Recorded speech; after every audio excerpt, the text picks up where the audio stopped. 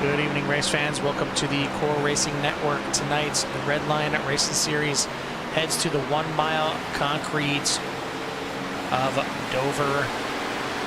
And I mean, there's not much to say about this track. If you don't know about it, it's not easy. I mean, you know, Bristol is the half mile concrete track, and I mean, you can pretty much double that, and it's exactly how it's going to drive here. A little bit faster speeds, but this thing, these concrete tracks, they are slick, and that's what these guys are dealing with tonight. That the cars are definitely dancing around, and it's going to take a wheelman to get it done here tonight. Plenty of passing opportunities, both if guys are driving well, but more likely, you know, some guys make mistakes. There will certainly be some passing opportunities. Known as one of the self-cleaning tracks out there, and what that means for those unaware is basically the wrecks typically slide down towards the bottom of the track and kind of like wash off the track, if you will. So we will see that, but the problem is racing line is towards the bottom of the track, so you need to be very cautious when you're coming up on a wreck, and wreck avoidance is going to be certainly big tonight. Master of wreck avoidance joining me in the booth here tonight, Mark Thomas. Mark, how's it going tonight, buddy?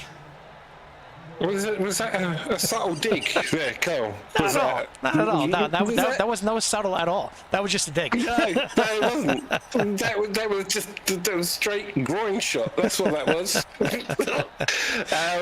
Yeah, I'm doing very well, thank you, buddy. Yeah, it's been a nice day over here in the UK for once. So I was actually out in the garden.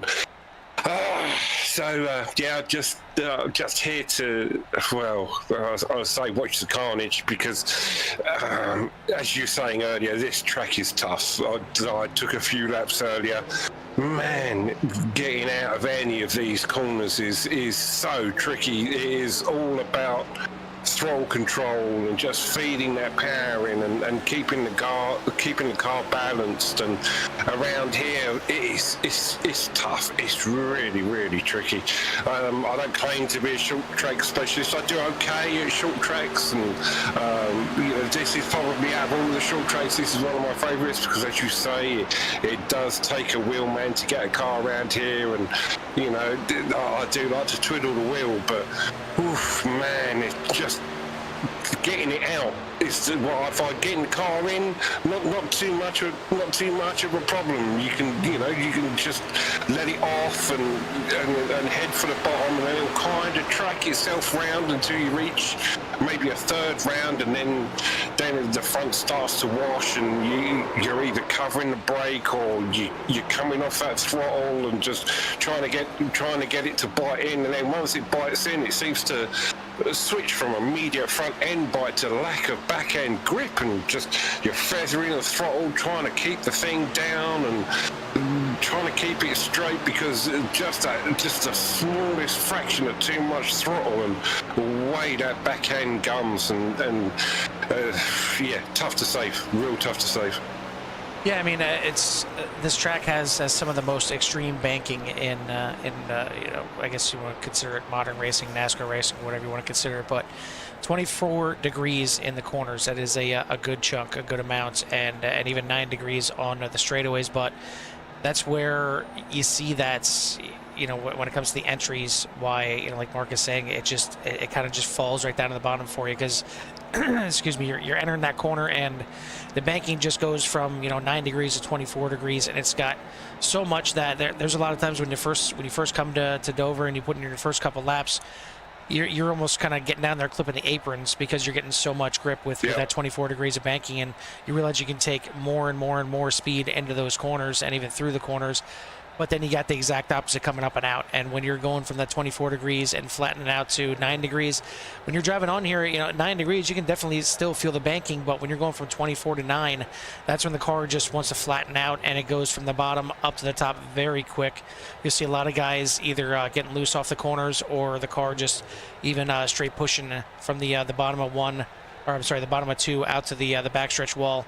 And certainly, coming out of turn 4 is probably the most treacherous spot on this track. Turn 4 and the front stretch there will claim, I'm sure, quite a few victims here tonight. Miles the Monster is out in full force as these guys are working their way around here in these Gen 4 cars and in qualifying right now. But We've got a good size field out here tonight, as we're looking at, looks like close to 20 guys that are registered for the session. We'll bring up the qualifying results here in just a little bit, but while we have some time, we will bring up the championship standings up to this point and taking a look at the top 25 here. As you see, as we mentioned it at the end of the broadcast last week, tie at the top of the points, and I mean, it literally can't get any closer.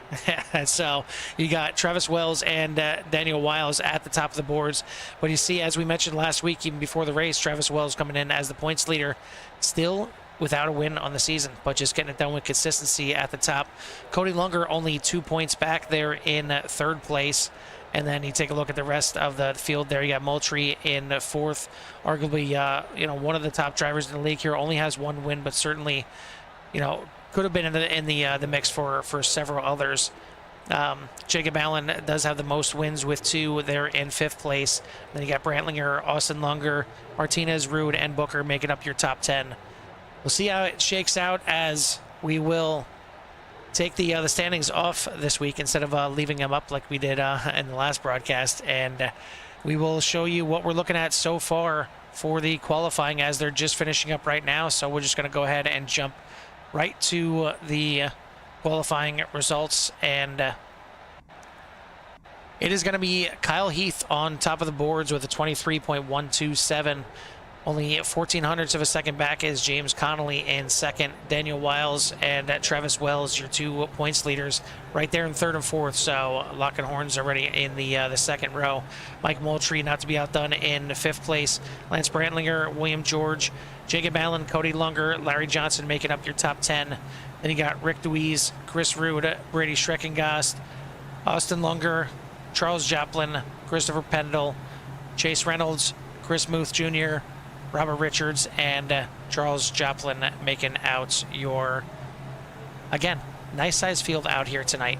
So we got 19 guys that look like they're going to be taking the green flag here. Possibly, yeah, it looks like 19. So what's going to be the strategy here, Mark? I mean, is it going to be one where you kind of need to wait till everybody else makes some mistakes? Do you want to try and get up in front? Is it going to be kind of like a super speedway where you want to be out front and away from the potential damage, or is there another strategy that could come into play? It's funny you should say that, because I was just about to ask you kind of a similar question, but for me, I think what I would do right now is I would be looking to get out to the front and to make a gap, and then to run as much, I say as much, I would want to save as much tyre as I possibly could, because from the times that I've ran this place before, it's always been a case of after 10, 12 laps, front tyres disappear and I'm washing up the track. Taking a look through the field and showing you guys the drivers and their paint schemes out here tonight. Most of these guys sticking with the same paint schemes makes it a little bit easier on us, and certainly easier on you guys to pick out your favorite driver. As looks like we got a few fans of Larry Johnson out there, so we'll certainly keep an eye on him and see if he can move his way up through the field. Starting back there in 10th position. These guys are off and rolling, and want to send a shout out and a thank you to our broadcasting sponsor of W Energy. If you're looking for an energy drink with no crash and no jitters, check out W Energy and use the promo code COREDUB, COREDUB, to get you 10% off of your purchase. A shout out to our series sponsors of Sam's Tree Service, Shaker's Bar and Grill, and J1 Paint Shop. But it looks like we are out here gridding, ready to go, and this thing is set for 100 laps here tonight, and this will be, I think, every bit of survival out here. It's a lap race, but it's going to play out like maybe an endurance race here to see who is going to last here to the end. But we are already going. Thought we had one more pace lap, but not wasting any time here tonight. And Heath is on the loud pedal, racing here at Dover as he gets into the lead into turn 1.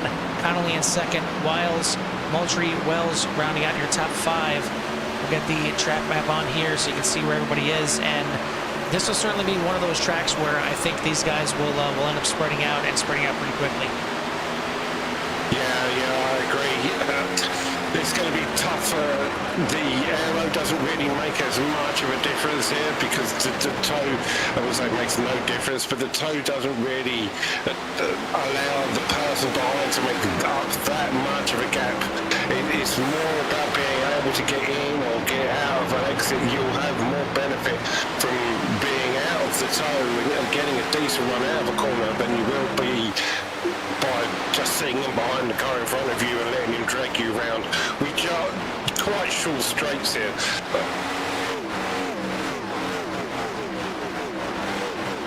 You see the speeds that they're carrying. This banking certainly gives you that as well. It gives you the chance to just run some pretty insane times out of this 1 mile concrete track. 23s already.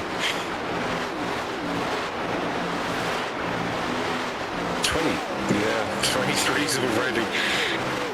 Yeah, pretty much the entire field out there working those 23 lap times.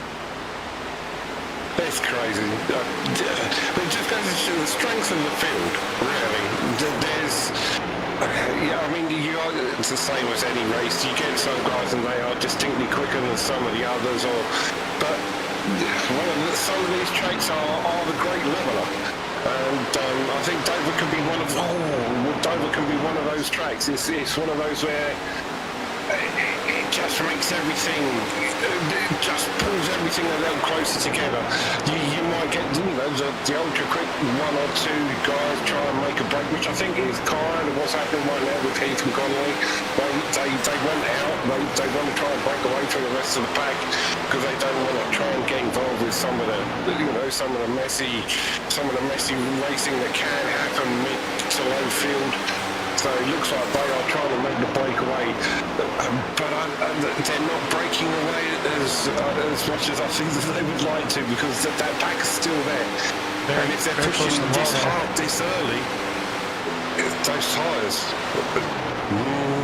Yeah, they're going to get a little cranky and quick. And we talked about the great level. We'll hop on board now with James Connolly and show you in the gyro cam how much this track is banked as he looks out his windshield to Kyle Heath and trying to just keep pace with him, and you know the engine just revving out there as these things are tapping out.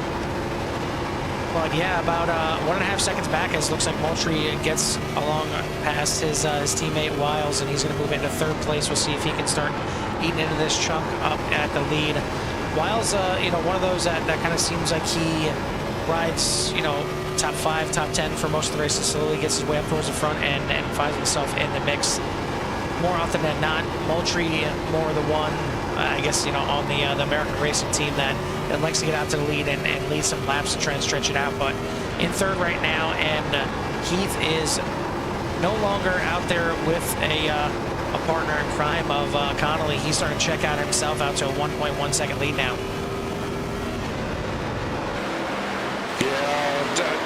I'm hoping Moultrie can take his teammate with him and try and push up. The interval looks like it's pretty stable to me at about 1.6, so yeah, I don't know, but it should be interesting. Will the rest of the pack all stick together, or will we get that one guy who hold on to his tyres or held on to his tyres and is going to make that come back through the track, which is very possible here.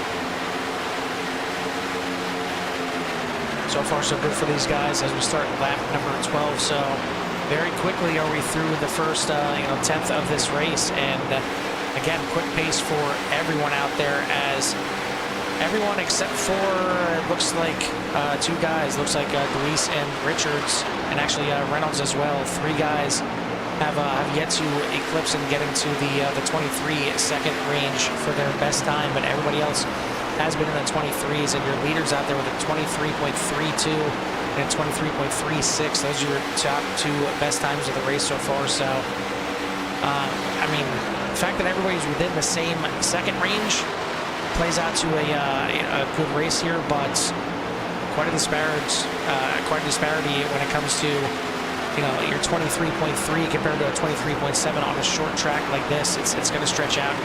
You see the track map already is pretty stretched out. You see the lead for Heath is stretched out to 2 seconds right now, as Moultrie now starting to close in on Connolly for third, as it was up to 1.5 seconds, now down to 0.8.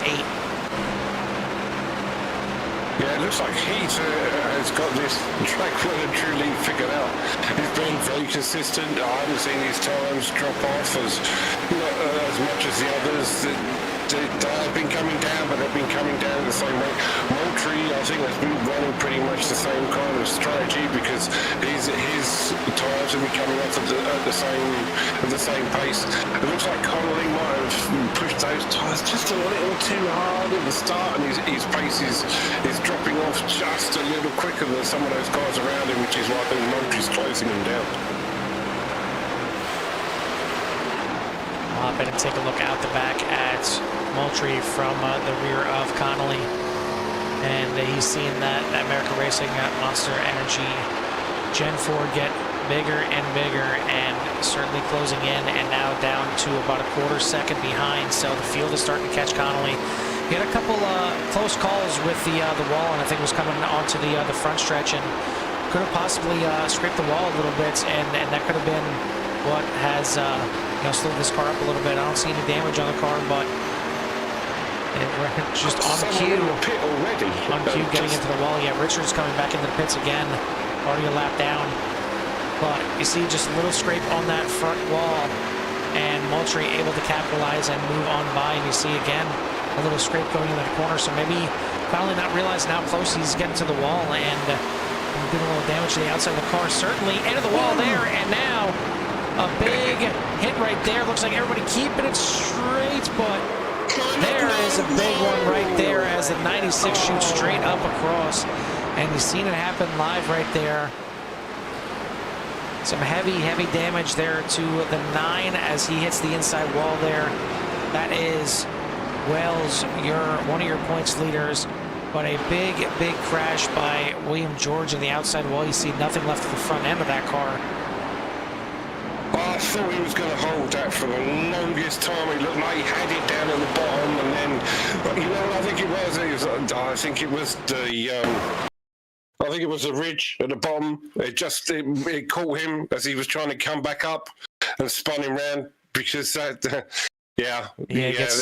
you see it right there. Gets to the outside wall, and the car just steps sideways. Does what he can to straighten that thing out, but yeah, once the transition comes down on the bottom on the apron, he still has the tires turned to the right, and big impact into the 9 right there, and you see the front end just go flying off. The 9 goes up into the outside wall.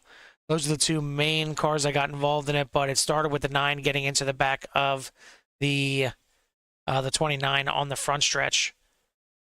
So hard impact there for a few of these guys. They will be able to get it repaired. They got the fast repairs out there. I believe, I'm not mistaken, just double check right now. And yeah, they do have 2 fast repairs out here tonight. How many sets of tires? Sets of tires, I believe they are limited, but I'd be lying if I told you. I forget exactly what it is. I'll have to take a look here while we have a chance. I'm going to look in their Discord. I'm going to cheat. I'm going to look in their Discord. So a few guys coming in, and for the most part, everybody's staying out. As first couple guys coming in, you got Wells, who was involved in the incident. Brandlinger, I think, got a little piece of that too. So a lot of the guys that were involved in the incident, obviously coming in here. Looks like Reynolds. Richards, I thought would have been the lucky dog, but it might be Louise, unless some of these guys in the back got involved in it as well. We'll see if any lucky dog comes around this time by, but maybe the pit road wasn't open that first time by, so we got some takers this time, and you got Jacob Allen, James Connolly, Cody Lunger, Chris Pendle, and Brady Schreckengast in the pits. And the fan favorite, Larry Johnson, moving up into the top 5 now. Go on, Larry.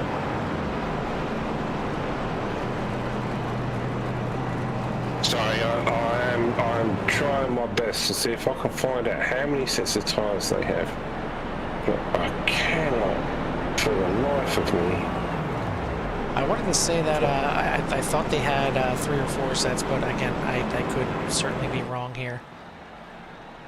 But under caution, it is Heath, Moultrie, Wiles, Johnson, and Rude, your top 5. So now that big lead that Heath had over the entire field has gone to nothing, as he's going to be starting side by side with Moultrie, who certainly knows his way around the front of this field. We'll see what Heath can do on this restart, see if he can get out there again, see if he has some tires with him still under that car right now, not in the pits, on that car is where he's going to need him right now.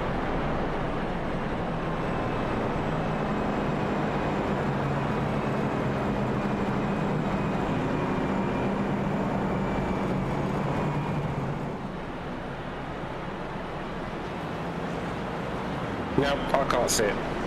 No, I've looked. I've been through the rules. It's 2 fast repairs and 2 attempts at green light checkered. But the amount of tyres is a mystery. Yeah, and I don't see anything in the rules here in iRacing either. So either way, we will go with what we got. And you got it? No. Oh, okay. I thought tyres, and it just went no. So, I kind of wish I did know, because then I'd know whether or not it was going to be a tie game or whether it was going to be. But I think I know they do run limited sets of tyres, so it's still going to end up being somewhat of a tyre game. I mean, what was it we saw? One that was we saw a race 2-3 weeks ago where someone left their tyres out until they were 10 or 12 laps to the end and just stormed through the top 3 or 4 to take it. And that could, as a matter of fact, work really, really well here, because tyre management is going to be absolute key. If you can have the right tyres on tight, they're off. Yeah, a little bit of a mix-up from the guys that did not come in the pits. The top 5 electing not to come in the pits. Battle for the lead onto the backstretch, as Moultrie not giving way, but the wall is not going to give way either. Gets into it, and now these guys will head still side by side into turns 3 and 4. Nobody giving an inch, and it's still Moultrie on the outside and just about getting to the wall again, but holding strong on the outside. Give that slightly to Heath, but who had the lead when the yellow came out this time? That was certainly close. It looks like it is still going to be Heath, but man, that was a heated battle right there. I think Moultrie is very much aware that if he lets Heath just take off and go, that he could be in a little bit of trouble. Trying to see what the yellow was here.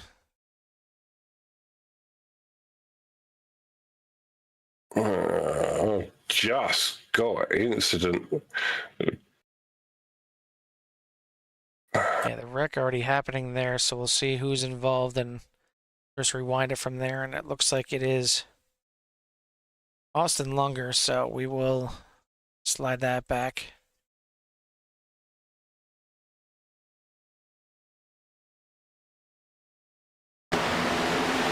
And you see, yeah, 2 wide most of the time does not work at Dover. 3 wide just straight up does not work. And looks like the 70 is a little slow coming off the corner, so it wasn't 3 wide, but the 77 getting into the back of the 70 spins him around, and fortunately not much that he can do at this point.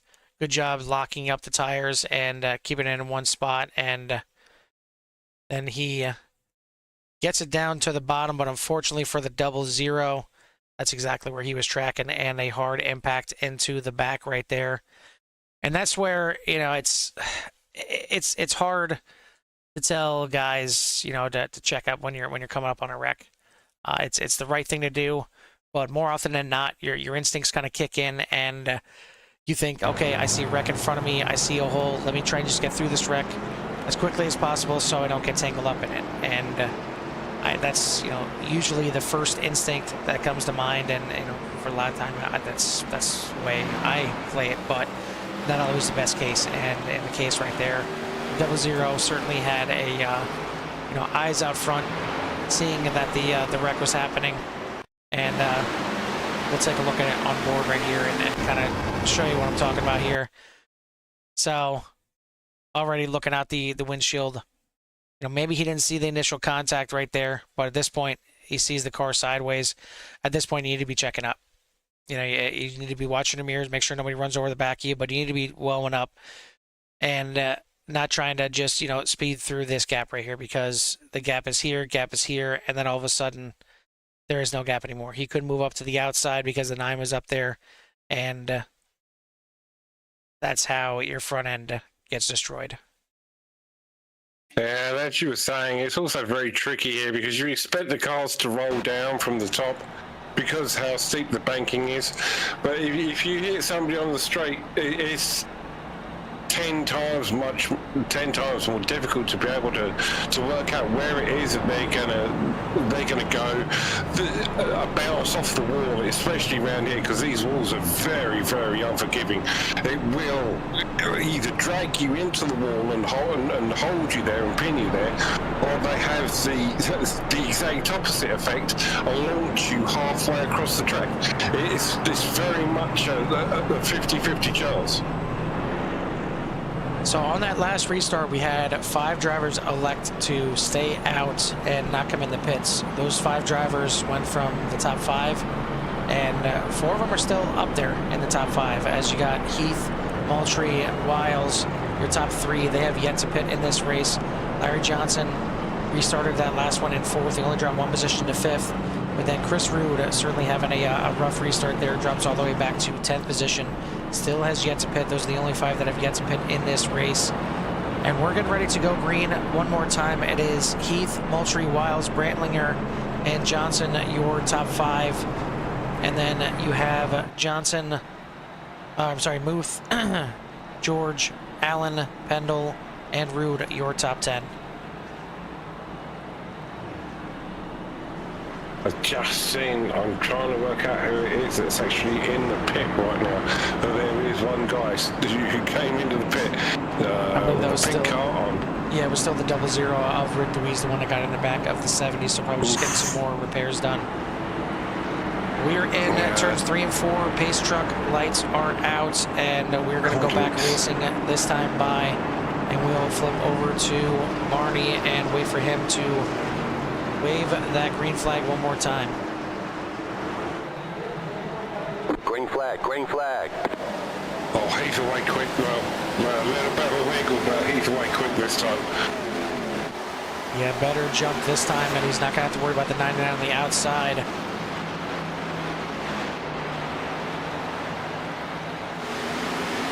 As the field is starting to spread out, and Heath out front, and then the 2 American Racing teammates, Moultrie and Wiles, in 2nd and 3rd, and we've seen them up at the front for quite a few of these races as Allen gets close to getting the wall back there, but does save it as he is battling right now back in 6th and 7th with Muth Jr.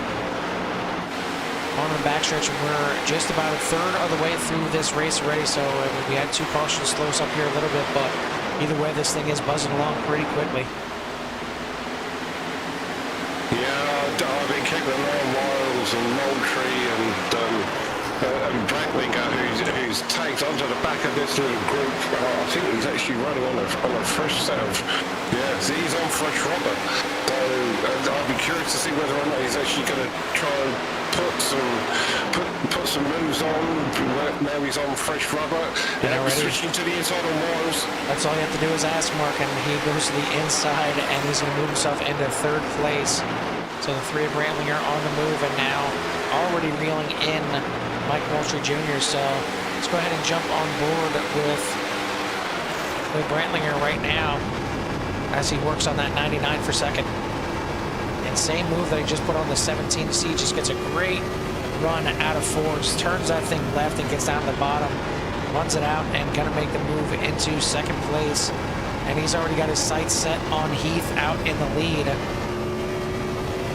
And this is exactly what Brentlinger needs right now. He needs a nice long green flag run right here. He will be able to get to the lead with this pace, as you see, just able to hook that car around so much better than these guys on, just 20 lap old tires, and a few cautions involved in there too. So, essentially under green, we had maybe about 15, 16 laps under green. Maybe a little bit more at this point, but up until the last pit stop.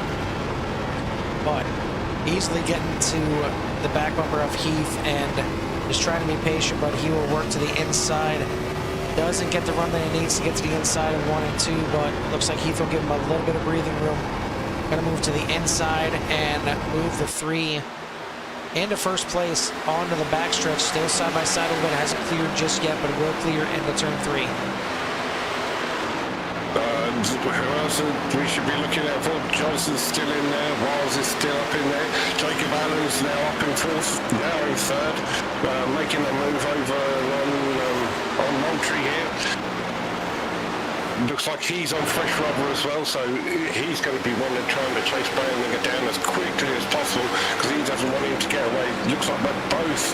No, it looks like Brandlinger came on 1 lap earlier for those tyres.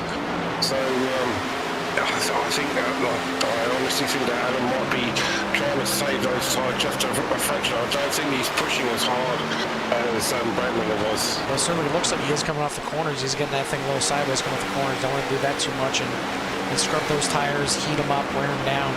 You see Moultrie is not letting him go at all, and eventually these tires are going to start to even out, and that's what Moultrie's playing on right now. He's trying to keep that 4 in there and wear his tires out as quick as possible so they can even out. But Allen has got about a 1.5 seconds that he's got to catch up to get to Heath, as these top guys are starting to stretch out a little bit. About 1 second from Brantlinger to Heath, 1st and 2nd, and then a 1.5 seconds back here to Allen in 3rd. And you see Moultrie and the rest of the field still right there. But all credit to Heath, to Moultrie Jr., to Wiles, and to Larry Johnson out there on these used tires compared to these other guys still hanging around in the top 10, and I mean, really all those guys in the top 7 yet. So a great drive by these guys. Yeah, absolutely. I was just about to say I'm super impressed with Heath, Moultrie, Wiles and Johnson, because they have not been into rubber yet, and yet they are still not getting dropped by these guys who are out on fresh tyres. There's a bit of a gap between the lead and 2nd, but right now Allen's still got Moultrie behind him, Pendle, who's on fresh rubber, who's still got Wiles and Johnson behind him, and they're not getting dropped to a massive amount. These guys are hanging in there on 20 lap older rubber. That's impressive, especially around here. Yellow flag is out. The yellow is out once again. It looks like, unfortunately, again, it's going to involve the 70. We'll take a look back and see what happened this time.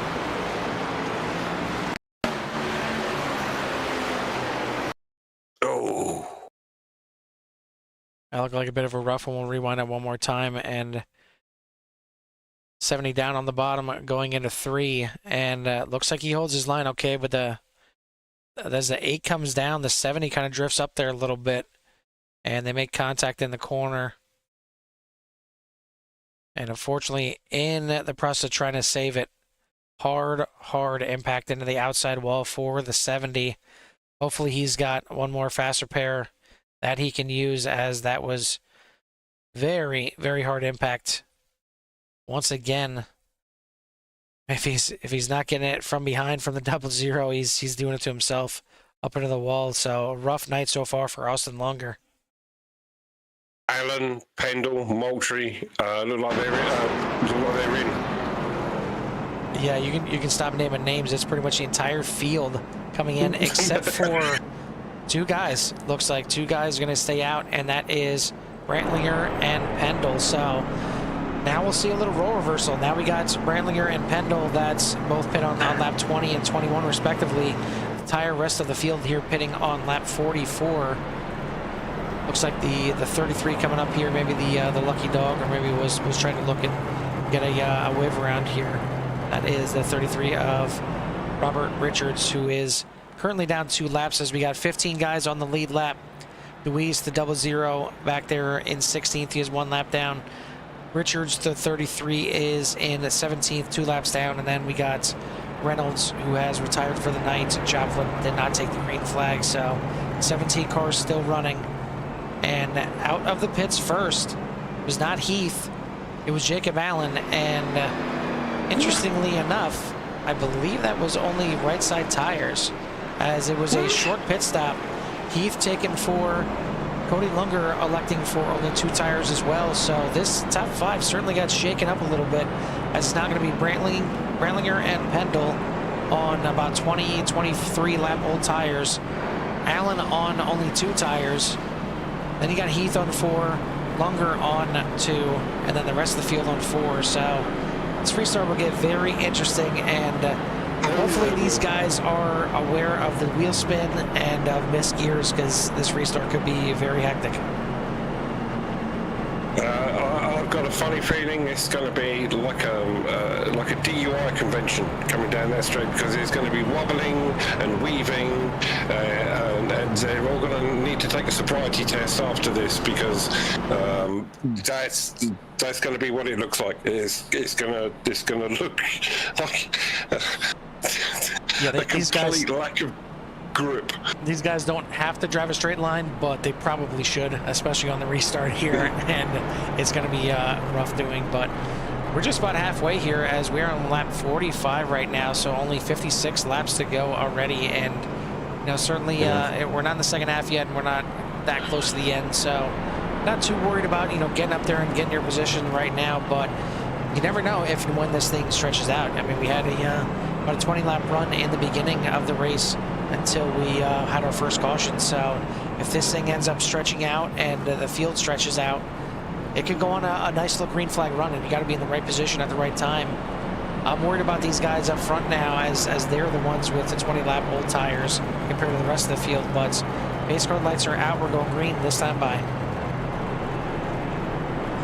I'm curious how this starts going to look, because the 2 guys who are up front, although they're on 20 lap old tyres, took 4.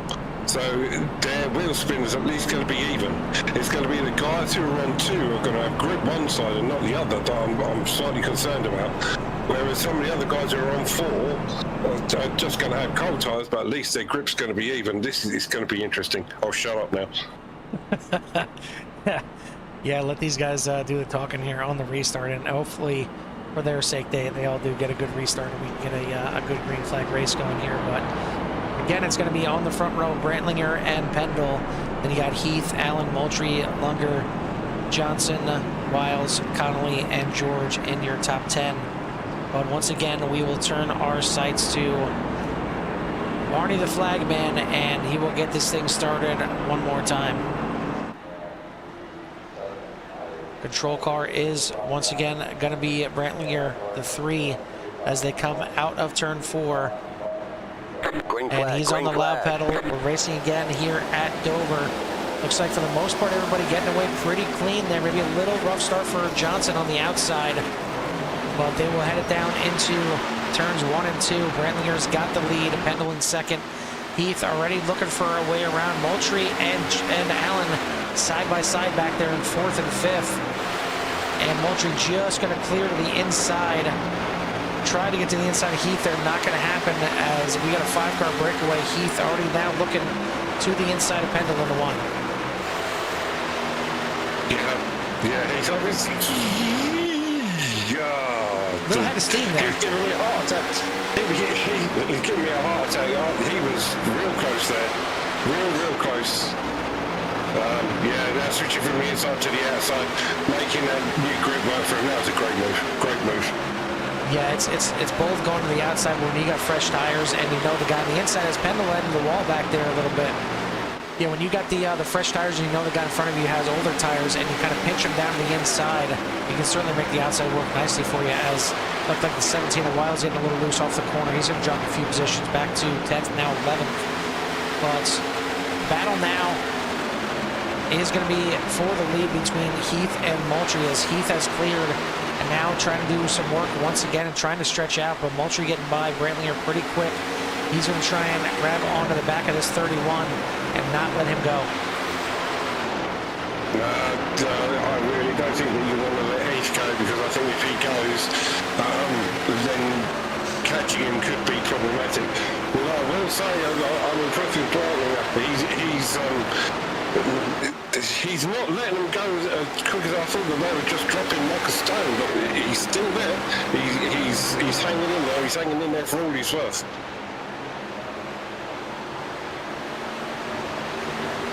Take a look from our drone cam. You see the lead for Heath is certainly getting a little bit bigger. It's out to about 0.4 right there. See just a little bit different line than Moultrie is running in the turns 1 and 2 there, as he's kind of running about a car width up from the bottom. It allows him to get down to the bottom of 2 a little bit better. And now it looks like Moultrie kind of does that same thing into turns 3 and 4. Maybe doing a little homework right now behind the 31, trying to figure out where he's faster and why he's faster. And this is always a good thing to do. I mean, you could be running the entire race and you could feel like you're fast and pass a lot of guys, but you always want to get to the back of somebody that is fast, and maybe they're not faster than you, but they're just, you know, fast, and you're working on catching them. You can learn a few things, and the line that they might be running could be a little bit better than you, a little bit faster than you, and you know, maybe you're great in 3 and 4 and they're great in 1 and 2. Now you can you know, do some work and figure out exactly why. Like Alan giving Brentlinger just a little bit of a side of the door. I don't know if they actually touched or not, but it looked pretty close to me, trying to make that move to get past. But battle for the lead, and Moultrie just walks right on by Heath in the turns 1 and 2. So new leader out here is the 99. So yeah, now we'll switch our view back to this battle right here, which is a little crazy as Cody Lunger dives out of the bottom, and now close contact there almost with the 5 and 94, but they work it out as the 3 and 4 still doing battle. The 4 of Allen a little sideways coming out of 4, and now side by side once again for 5th place is Pendle and Lunger, and it looks like George wants to get into this battle as well, but he's got nowhere to go. Yeah, great racing. It's close racing. George going around the outside. Can't just make it stick. Oh no, he's got the one. Squeezing on the wall. Please, guys, you're gonna give me a coronary, you lot. You're trying to kill me. Very close again. Coming off the corner, 96 in the wall just a little bit. And this is allowing the 29 to work his way back in here. We haven't talked about Connolly since the beginning, and he was in, I believe, 2nd or 3rd when he got to the outside wall and got hit from behind, and it caused our first incident. But now you find the 29 back up there in 7th place, working his way up there. The yellow flag And is out. yellow flag once again. This one looks like involves the 32 of Chris Rude.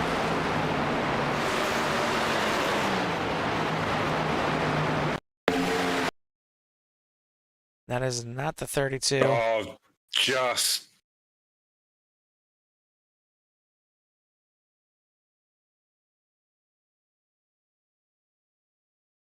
Let's take a look at it here as going into turn 1, looks like the 77, again, just getting a little too hot, end of the corner, getting into the back of the 32. And going to back it into the wall. Not too much contact right there. So all in all, a pretty good job by the 32 of Rude. Kind of saving that thing. You had to use the back end into the wall a little bit and go through the grass a little bit, but all in all, it could have been a lot worse. So good save by the 32.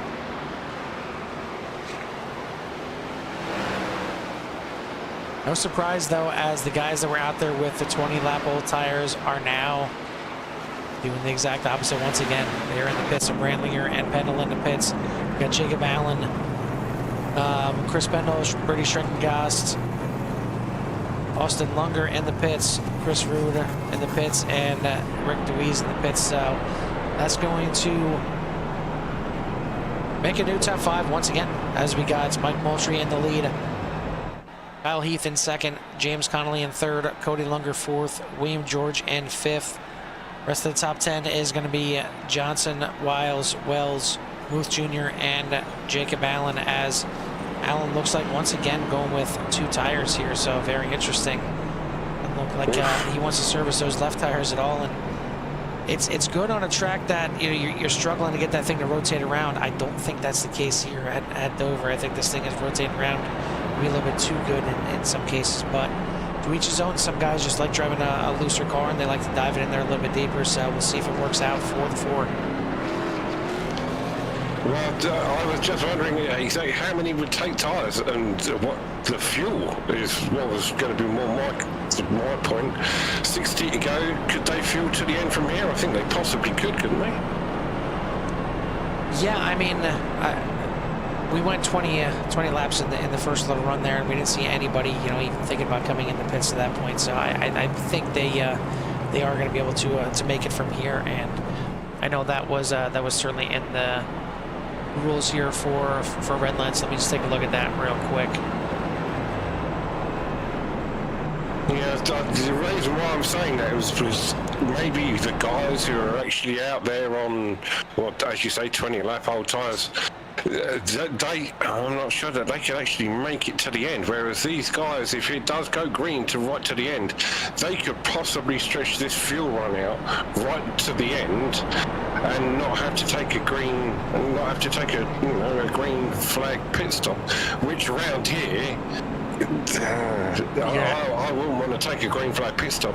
No, you're definitely losing a lap here, if not 2, depending on where you're at on the track, as quick as these guys are turning some laps in.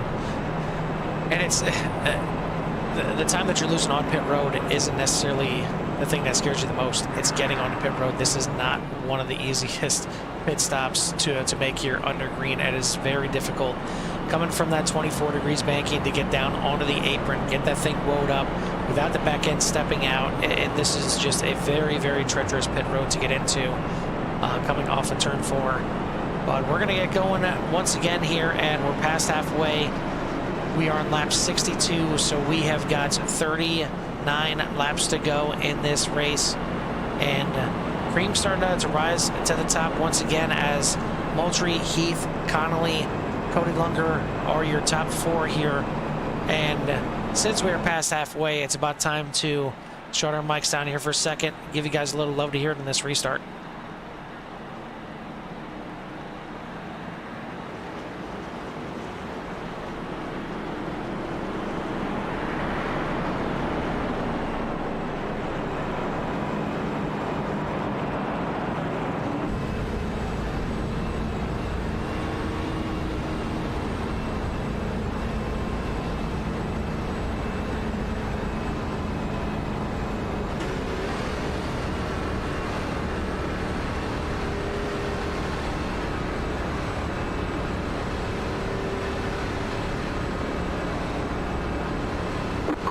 Green flag.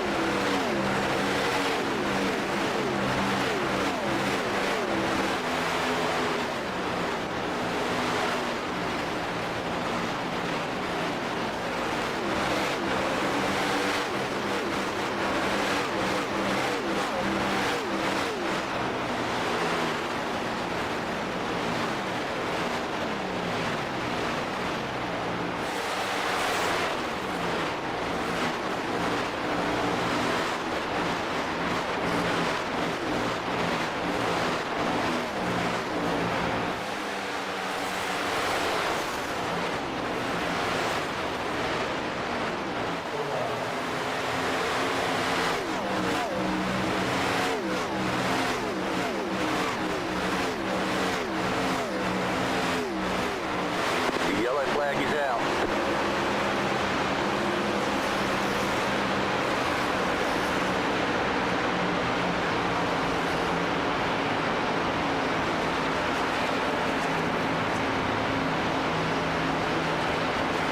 As we are back here, and so you just get a feel of the sheer speed of these guys, especially coming up out of the corner. Pretty good save on the front shirts there by the 99, but unfortunately we're back under yellow, and this one unfortunately looks like it was involving the 21 here of Larry Johnson. So we'll just go back and take a look at what was the cause of this caution. Heading into turn one, and I don't think he realized the 9 was on the inside. Not sure if the spotter didn't call it out or what, but turns right down in on the 9 of Travis Wells, and going to slide it up the track. And I think all things considered, he got away, pretty decently here as he does back it up into the wall, but kind of same thing. Doesn't do too much damage. The 4 does a good job of staying down below, and the 21 doing a good job of locking it up here. And that's what you really have to do when you're in an incident here. You see the 00 down there at the bottom. The 33 takes evasive maneuvers there right at the end to avoid the incident, but he stays locked down. He stays right there, and he is very predictable. Everybody knows where he's got to go, or where they got to go, because he's not moving. So a great job there by the 21 for locking it down. I know for the Larry Johnson fans out there, that's not what they wanted to see, but for the most part, that number 21 Miller Lite machine still looks pretty clean, and they just have to buff that rear end out a little bit, and it'll be good to go. Yeah, I was going to say exactly the same thing. I know there's a few people out there watching out for Larry.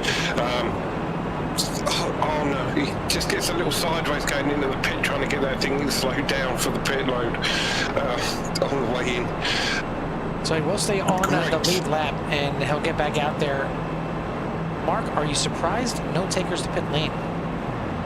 I am. I've got to admit, I mean, if you've got spare tyres right now, this is when I'd be taking them. 69.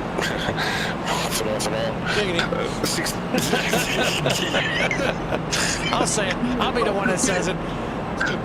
We're so childish here. Exactly. This thing is marked, not for kids. So we'll still keep it clean. But yeah, it's not just the fact that we're on lap 69 and now lap 70, but we've had close to 30 laps since our last pit stop. I mean, the last pit stop for some of these guys was on lap 43. Some of the newer guys on tires out there from lap 59. But, I mean, only looks like 2 takers in the pit lane, and that's Rick DeWeese and Larry Johnson. Obviously, Larry involved in the incident. That's the thing. Yeah, exactly. So it's kind of surprising that nobody takes the pits, and I guess goes to show you that track position is going to be really important here, especially late. But these guys now have some used tires on here, and I'd be very cautious when it comes to this restart. The only other thing is, are they expecting more yellows? Do they think that this is just now the age-old adage that cautious breed cautious, and this is just what it's going to be from here to the end? Because everybody's going to try and push, so they're deliberately holding on to those tyres so that they can have a fresh set towards the end. Well, certainly the Larry Johnson fans not deterred by this at all, and thinking that he'll get back up to the front and back in the top 5 within these the last 30 laps.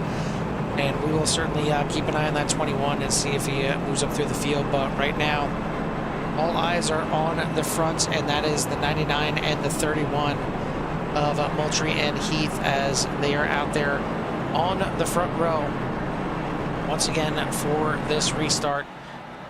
Then you got James Connolly, William George making up your second row, Cody Lunger making up your top. Danny Wiles in the inside there in 5th, and Cody Lunger in 6th. Pendle, Wells, Brantlinger, and Booth going to make up your top 10. Then looking a little bit further down the list, you have Streckengost, Austin Lunger, Chris Rude, Jacob Allen, Rick DeWeese, Larry Johnson, Robert Richards finally getting back on the lead lap. So now all 17 cars that are still running are all on the lead lap.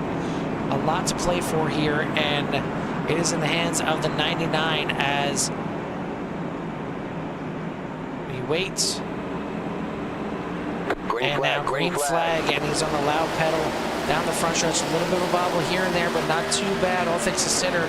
Connolly getting a great restart behind him. He looks to the inside. He's going to fall back behind the 31 as the 31 drove it in deep into turn 1 to try and hold on to second place. Does a great job of doing so, and gets a great run out the backstretch, right up to the back of the 99, as this battle may go on all the way to the end here for these last 30 laps. And don't worry, Larry Johnson fans, I'm actually keeping an eye on him for you right now. Well, we'll go ahead and just switch it over and see what the 21 is doing right now. Is already making a pass on the restart up to 15th right now. But you see he's got a long way to go, a lot of cars out there, and I don't want to say a short time to get there yet. I'm not going full on smoking the bandit yet, as we do have 27 laps to go in this race, but making a nice pass right there. The 32 have really moved himself up into 14th. I'm not sure that he did not take tires, because he's absolutely ripping that bottom line. Yeah, I'm pretty sure he did. As we've got a battle now for the lead, as Heath gets to the inside, bobble from the 99. Heath sees it out the side, and he moves down to avoid it, but that's going to lose him a little bit of time.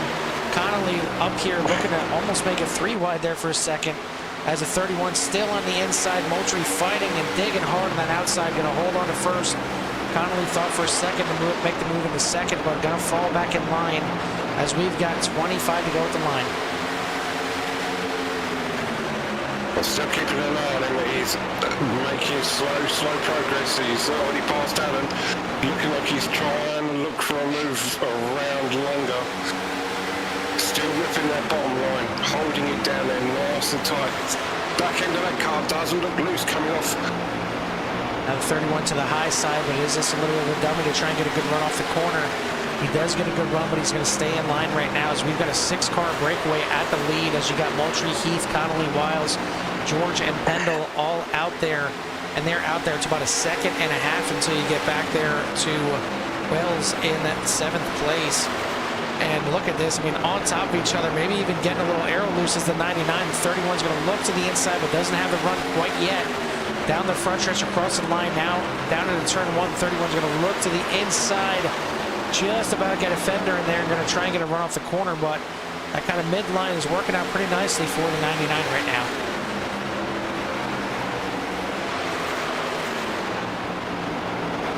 Johnson up to 12th at the moment, and trying to find his way past some of the slight traffic, finding it a little more difficult than I think he was hoping for. Getting to the back quarter is the 31, and backed off a little bit, thought better, but almost making contact, might even make contact with the 29 there off the turn 2 corner. Yeah, I mean, this is a situation here where we need a little picture-in-picture, and you know, put Larry Johnson there in the bottom right corner, and let his fans watch him come up through the field. He's up now to 11th position, certainly putting some moves on the field back there. But these guys are not done up here. And Moultrie into the wall, scraping the wall. It's going to give the edge to the 31. Heath back to the lead. This is great racing again. This thing always provides great racing. I love this place. A great move there by the 94 of Pendle. He's going to get to the inside of the 29. Connolly going to make the move into turn 1 now. That was a great move set up in turn 4 as he ran around the midline, dove down late, and got the good run, but the 29 not letting him go. And these guys got to worry about letting Heath go right now, because he has gotten past the 99 and started to check out. And again, the same move that the 94 just made. Pendle does it again and gets the inside of Moultrie. Gonna make it into second place. Watch out for that 94 right now. Absolutely flying. Last in on 59, maybe he came in, maybe he did put fresh rubber on, because looks like Heath and Moultrie's last time they were in was on lap 43.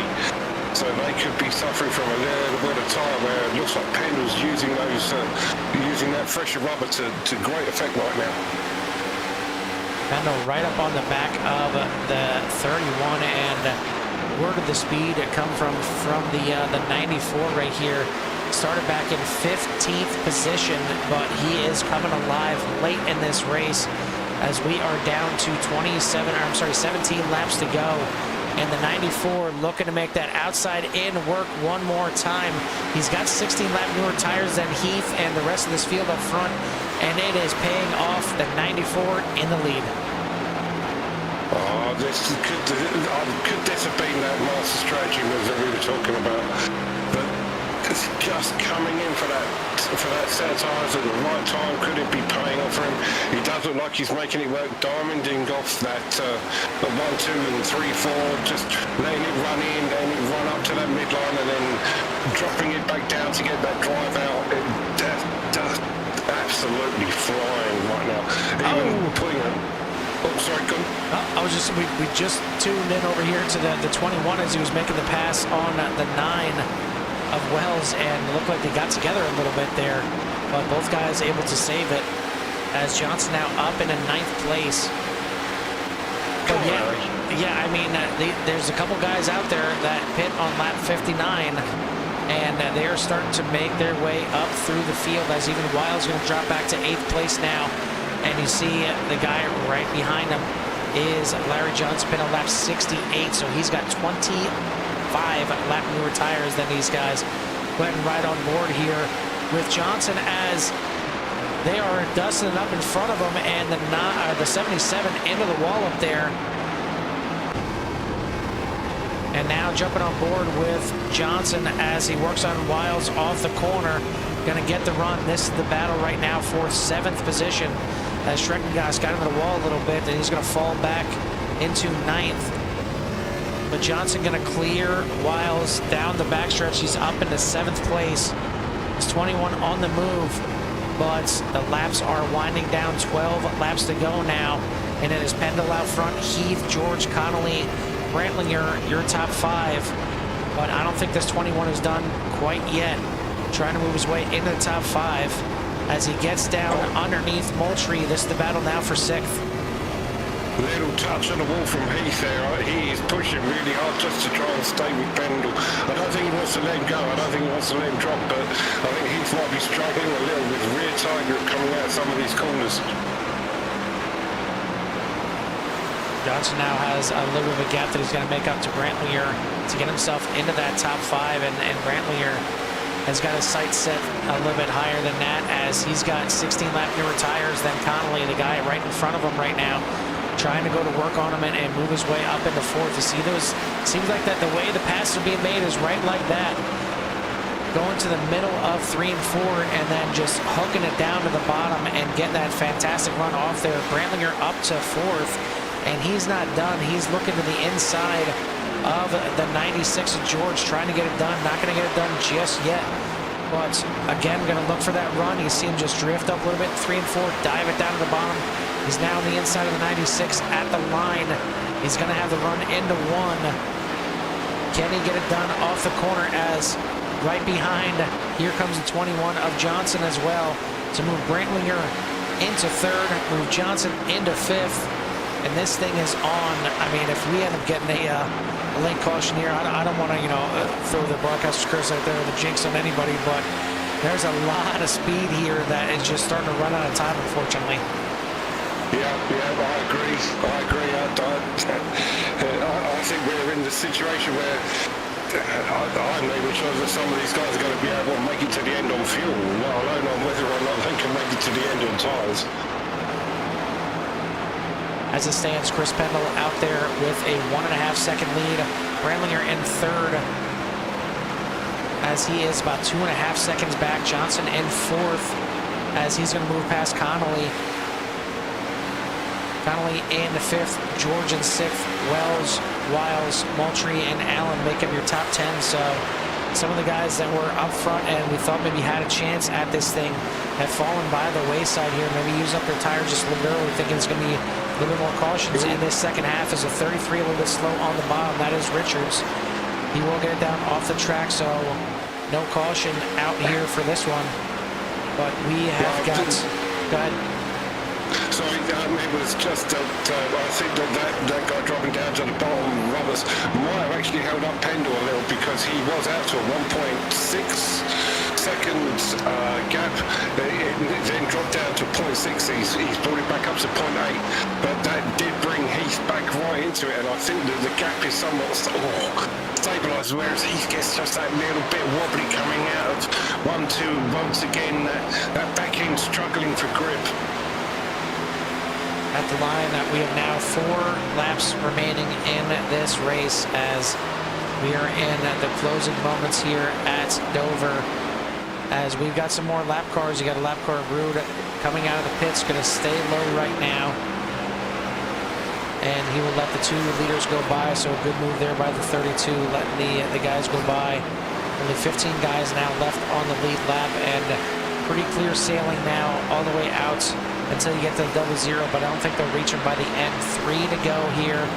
Pendle, Heath, Brantlinger, Johnson, Connolly, your top 5. And all kind of spread out now until you get to Connolly, who has got his hands full right now with George, trying to get his way back up into the top 5. 2 laps to go. Come on, Johnson, keep pushing. You got him. He's right there. You can see him. You can see him. Big slide by Connolly coming out of turn 4, but a good save as he's going to hold on to 5th place right now. We go back up to your leaders into turns 3 and 4 one more time. Going to see that white flag this time by Barney waving it here at Dover, and we got 1 to go. Pendle's just got 4 more corners to handle, now only 2. And from all things considered, kind of out of nowhere, starting towards the back of this field, but he found the speed late in this race. He found the right strategy to work out. And Chris Pendle, coming off of turn 4, is your winner here at Dover. Wow. Heath doing a great job finishing there in 2nd. Brantlinger, a good bounce back finishing in 3rd. Larry Johnson, one of the best bounce backs here after that late incident. Going to finish in 4th, so you know I'm sure the fans out there wanted him to get a podium here, but got to be happy with the top 5 after everything that went on. Connolly going to finish in the top 5 and 5th. George, Wells, Wiles, Allen, Austin Lunger going to finish in 10th, and got to get up to Austin Lunger too. I mean, Austin seemed like he was in anything and everything here tonight. To come home in 10th place is pretty fantastic. I mean, he had that front end banged in, he had the back end banged in, gets it home in top 10 here. Moultrie falls all the way back to 11th, so kind of a shocker right there. See the 99 drop all the way back there. Muth in 12th, Cody Lunger in 13th, Deweese, Schreckengast, Rude, Richards, and Reynolds round out your 18 cars that took the green flag here tonight. I'm a big fan of Bristol. I mean, not Bristol. Well, Bristol too. But Dover, it's just a unique type of track. And as I said before, it takes a wheelman, and the wheelmen certainly move their way to the front at the end of this race. What are your thoughts, Mark? I think it came down to strategy at the end for me. I think that. It was unfortunate that some of the guys who came in were expecting that last couple or that last lap yellow to put some fresh tyres on. That didn't happen for them, and I think they kind of upset their strategy somewhat. But all credit to Pendle. He timed his run to perfection. He took his tyres at the perfect time. Came in, great run from Johnson. 60. Well, he was back of the pack when he came out, up to 4th. Hell of a run, even on fresh tyres, because this place is not the easiest place to overtake. But for me, driver of the race, Carl Heath. Just super consistent, had the car worked down. I think if he'd have managed to come down and get tyres at the right time, I think he could very well have run this. But also to Connolly, George, Wells, Wiles, all of those guys, last time that they picked was on lap 43, so they did essentially, well, they did it wasn't essentially, they did 57 laps on used tyres around Dover. That's no mean feat all on its own. No, and yeah, I mean, unfortunately for Heath, might have been the fastest car out here tonight, but yeah, just a differing strategy is what pays off to give Pendle that edge here at the end. But we'll go ahead and start bringing in our drivers here tonight, and we'll go first to third here as we'll give Brantlinger a little bit of time to get here in the waiting room. So, Mark, why don't you go ahead and take our winner here tonight, and that is going to be the 94 of Chris Pendle. Chris, Mark here in the booth. How are you, my friend? Good, guys. How are you? Yeah, very, very, very well. Thank you. What a race. What an absolute race. Me and Carl have just been talking here up in the booth, and we were saying that we think that it might have come down to pit strategy at the end that got you that win. What are your thoughts? Yeah, that was kind of the only way I was going to win. Like, I usually run pretty good at Dover. This is one of my favorite race tracks, wore out surface. But me and Lance stayed out there, and everybody just pitted in about 10 laps. We had a 10-lap green flag run or so, and then we came back down and got our last tires. And the only way that was going to work is if it stayed green the rest of the race, and it stayed green. So, yeah, man, that was awesome.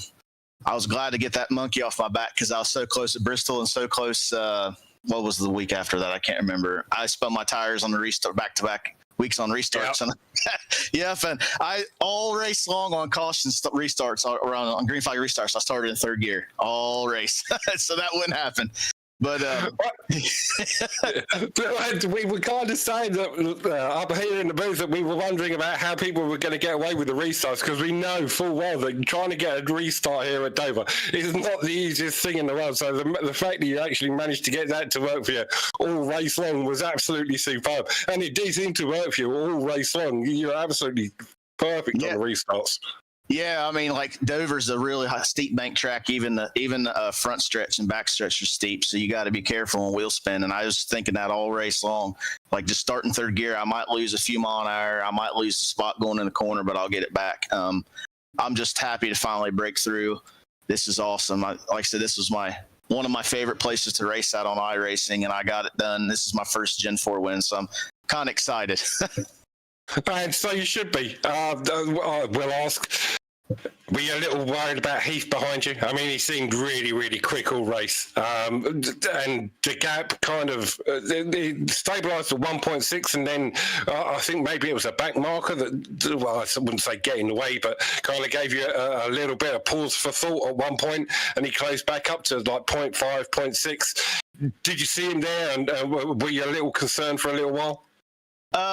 I was, but I wasn't. Like, honestly, I didn't realize I had front end damage too, so that was also causing me to get a little tight. But yeah, I was coming up the first time I came up on the lap car. I told him to go low, and I didn't realize he was going to go all the way down the apron. I thought he'd just go the low groove. I was going to run the middle and get around him. And here and there, then I come back up to him again. Then it looked like he was slowing down for pit road, and I just had to get on the brakes real hard and turn right. But yeah, that Kyle started to catch me after that, and I was just. Then I started to run the bottom, just let off a little bit early and just let it coast on the bottom, and then got a good exit off, and I was able to stabilize that gap.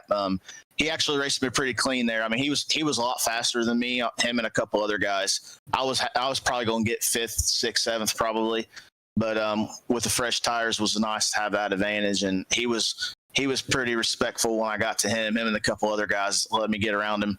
And I was glad I was able to hold him off. I was just sitting there praying the last 15 minutes or 15 laps to go, like, please don't let there be a caution, please, because I've been in that situation so many times. But yeah, I was just happy, man. I'm just happy for this win. You know, like I said, thanks to the guys. Thanks for putting on the broadcast, guys. Thanks for letting me have this. Is my first year in the league, first season, and I appreciate everybody over there that lets me race. Looking forward to the rest of the season. And thanks, guys, for racing me clean. I respect that, and what you give, I'll give back. I was going to say, is there anybody who you want to give a shout out to or thanks to before I send you back up to the rest of the guys? But it seems like you've already done it. But I will ask you, is there anybody that you want to give thanks to, or anybody you want to give a shout out to before I send you back up? It's like I said, shout out to the league for letting me race. I appreciate everybody that runs this thing. It's awesome to race with these guys. Shout out to my lovely wife. She's not here right now. She's at work, but she puts up with me spending money on iRacing and getting me new wheels and all that stuff. So she puts up with it. And thank you to my kids for being good for once, because they're both in their back bedrooms playing their video games and on here screaming and hollering at me. So I got to focus a little bit. That always helps. That always helps.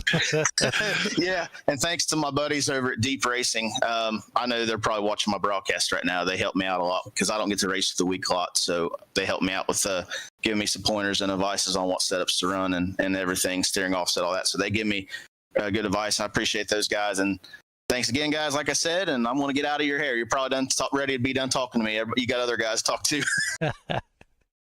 It's been a pleasure, Chris. I will send you back up. Well, congratulations again. Great race. Great. Appreciate it, guys. Hopefully we'll see you up here again the rest of the season. All right, that's your winner here tonight, the 94 of Chris Pendle. And yeah, just a great win here, and strategy really paying off for him. But going to bring in now our second place finisher, and that is, if I can get up here, there we go, the 31 of Kyle Heath. And Kyle, I mean, arguably probably the fastest car out here tonight, and it seems like the only way that somebody was going to beat you was on strategy, and unfortunately that seems exactly what played out here. You had a chance there as the lap car held him up a little bit in the end, but was there anything different you could have done as short of having the same kind of tires as him to get this thing done? Well, I mean, that last caution kind of messed me up. I know a lot of guys like Chris came in and got fresh tires. So I was battling, who was that, Michael or Mitchell? I forgot who that Mike was. Moultrie, yep. Yeah. Well, I battled him pretty hard, and that kind of messed up my tires a little bit. If it weren't for that, I probably would have kind of held off and gave Chris a run for his money. I noticed he had a little bit of nose damage in that run, but that lap car, if I didn't have to race too hard for the lead, that lap car would have helped me out a little bit, at least let me get a little bit closer to his bumper. But other than that having older tires really messed me up. So talk to me about the race, and I guess more in particular the restarts. We talked to Chris a little bit about it. Kind of worried about you guys starting with 20, 30 old lap tires on some of these restarts, and I mean Dover, a track that you could probably get the Pontiac Solstice loose on a restart. It's so slick sometimes. How was it out there on the restarts for you guys? Oh, it's pretty slick. Even on fresh tires, it's still kind of slick. That's a lot of horsepower you got to put down to the road. That's for sure. Older tires is definitely slick. Once when you really got to feather that throttle out a little bit and kind of short shift in order to keep that grip going. That's basically what it boils down to. And try not to put too much wheel input if it starts sliding out on you. When you do that, it really can upset the car. So you got out here, you got the pole, you led a bunch of laps, and again, seemed like you were a pretty dominant car. And when these things went green, you were able to stretch out a little bit, but unfortunately not able to get it done here at the end. The strategy doesn't pay off, and you end up finishing second. Are you happy with a second, all things considered, or does it kind of leave you wanting a little bit more heading in the next week? I mean, I would like to get the win, but I'm pretty happy where I'm at. It's pretty awesome that the guys accepted me into the league, coming to the end of their season. So it was kind of surprising. So that's always great. And I give a big shout out to them for that. Dover, with the Gen 4 cars, there was another league I raced in, and not too long ago, we actually did 200 laps here at Dover. So I got a lot of laps up under my belt with these cars. So that was a big plus on that side. So as you said, there's only your second race with the guys, but 2 for 2 with the top fives. Do you have a win in store for us at Atlanta? How do you feel Atlanta is going to play for you next week? Well, if it was the old Atlanta, I have a lot more confidence. But I think I overheard it's going to be the new Atlanta. So I don't really know. Super Speedways is kind of a crapshoot, and I've never driven these cars at the new Atlanta. So I have no idea what it's going to do. Yeah, certainly a lot more grip on the new Atlanta than the older version. So it could be, as you said, kind of more super speedway racing and a little bit tighter packs, which can certainly give us a lot of entertainment on the broadcast, but a little more sketchy for you guys on the track. But either way, as I said, a top 3 here and a second place is nothing to scoff at. So a good run out here for you tonight, and you got one more shot next week at Atlanta to try and get it done here and grab a win before the season ends. But before we let you go, anybody you want to give a shout out to or thanks to? Yeah, I mean, I want to give a big shout out to the league for accepting me and, let me come in here and race. It's pretty awesome. These guys seem like a lot of fun to race with, a lot of respect out there. I want to give a big shout out to my teammates at BFR Motorsports. They were watching in the broadcast, I'm pretty sure. Give a big shout out to them. And my painter out there, Robbie Darnell, he was out there watching it. And give a big shout out to my wife. She's sponsors my car at MeMarieDesigns.com. Bunch of little apparel that she does, and she does some earrings, and she does some little tumbler cups and a bunch of shirts and stuff. So I'll give a big shout out to her. She holds my household together, and she allows me to race whenever I can, as long as the kids are down in bed.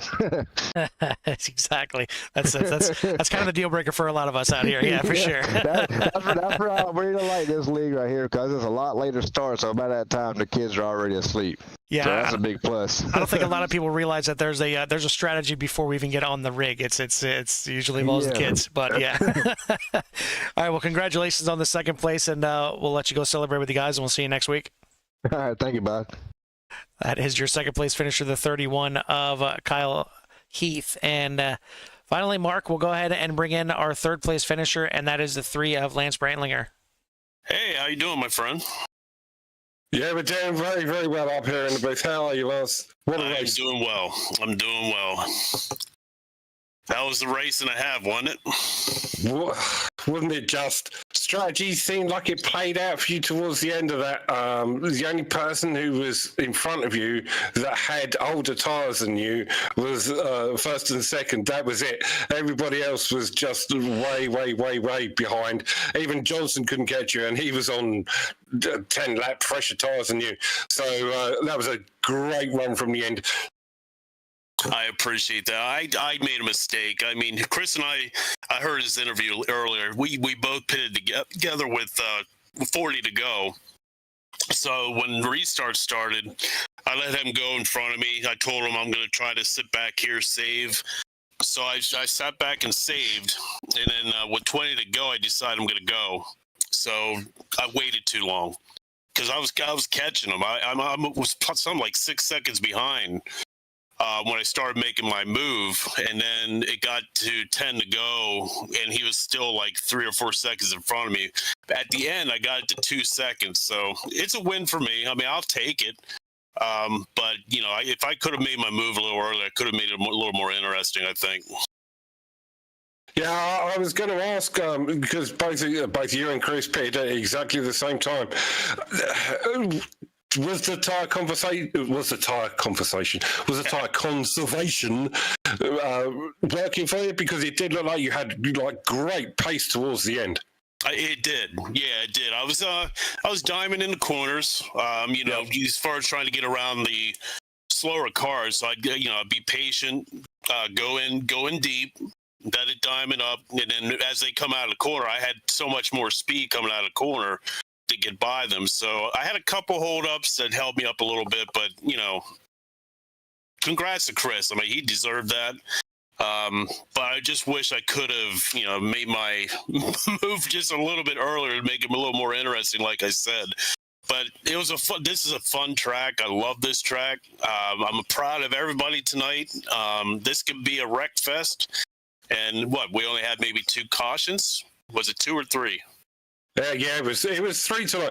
But we were saying up in the booth how tricky it is to get some of these cars around here, especially off some of these corners, because it is real slick. It can be real slick. And there was some great displays of skill out there tonight from all of the drivers, and some very respectful driving.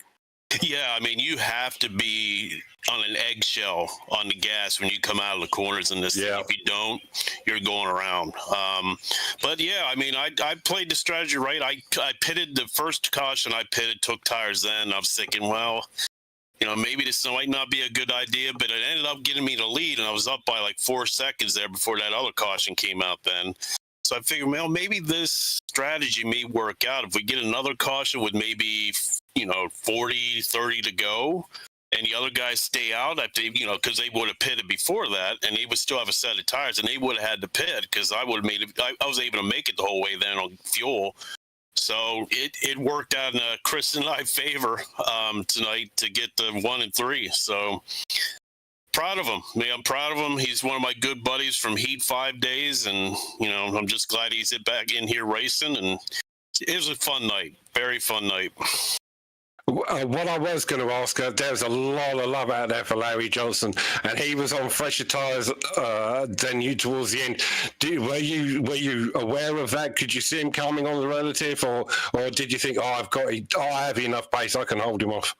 Yeah, I saw him coming, but I figured, I saved enough that I would be okay to keep, if I would have let him go, of course, if he would have came to. That's just the kind of, racer I am. I'll let somebody go as faster than me, but I figured I still had a good car, and I was still getting good speed out of the corners.